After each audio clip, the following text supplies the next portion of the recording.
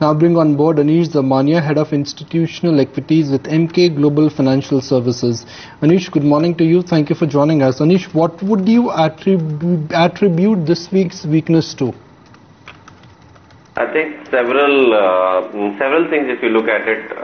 First of all, let me talk to you about the fact that come March and there is a lot of activity with respect to how to manage the finances and how to take the year-end things out of the way, and probably a lot of activities are happening on that front. And along with this, if you look at the broader index, it has not been doing well for quite some time now, and most people therefore expect that even if I were to roll my positions, I don't think I'm going to do much. So probably you are seeing part of the impact coming from those type of guys who would say, let me just get out of this position before the end of March. That is one aspect.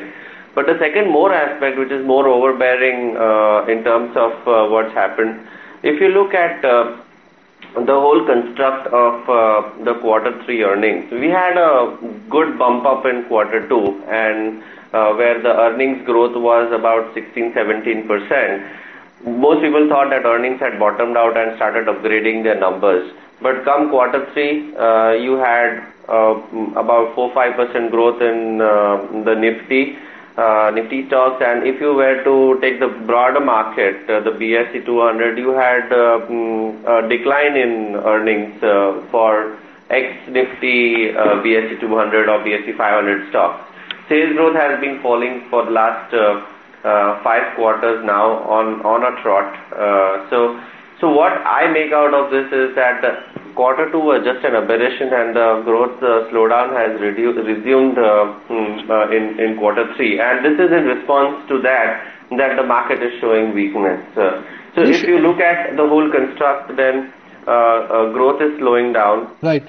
The things are not happening the way most people expect them to happen, and plus with this you are seeing some more turmoil on the political front. So there are lots of factors which are not going your way. Fair point. It's a complete complicated maze, but let's just talk about earnings. And I've picked up this point from several market participants that Q3 earnings are having an impact on markets now. Q3 earnings, a majority of the earnings got over before budget.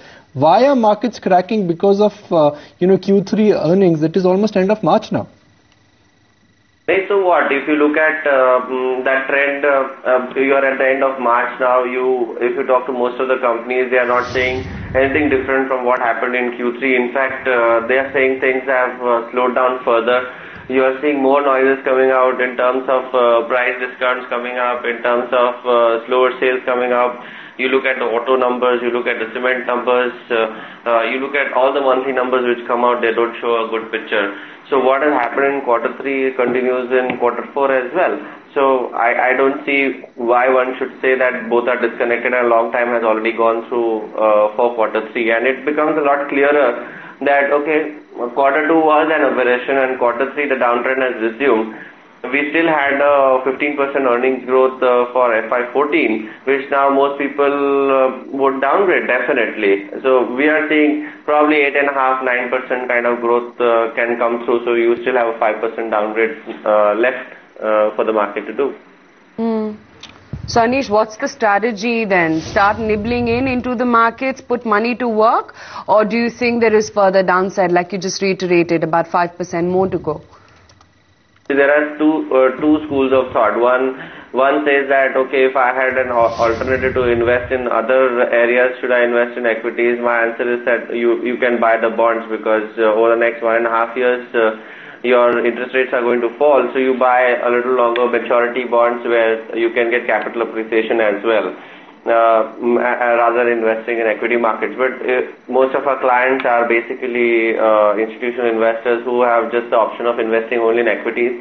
Then we have to segregate between what will do better than the others, and we find that those companies which are catering to the outside markets, outside of India, will do better. So IT, Tata Motors, those kind of Reliance, those kind of stocks will do better. The utility plays will do better because they have regulated returns. So we would prefer to buy something like an NHPC or an NTPC at this point of time. Then we would still look at the oil company names as of now. Still, that whole construct has not yet been destroyed, but we'll still look at them. They're still available at reasonable valuations. And of course, IT is the biggest player to cater to markets outside the country. So given all these things, we remain bullish on these sectors. So pharma, IT, some bits of auto, which is Tata Motors, the regulated players, and most of the balance sectors are either equal weight or they are underweight. Anish, I understand that there is a competition in the domestic market, but that is half of the story.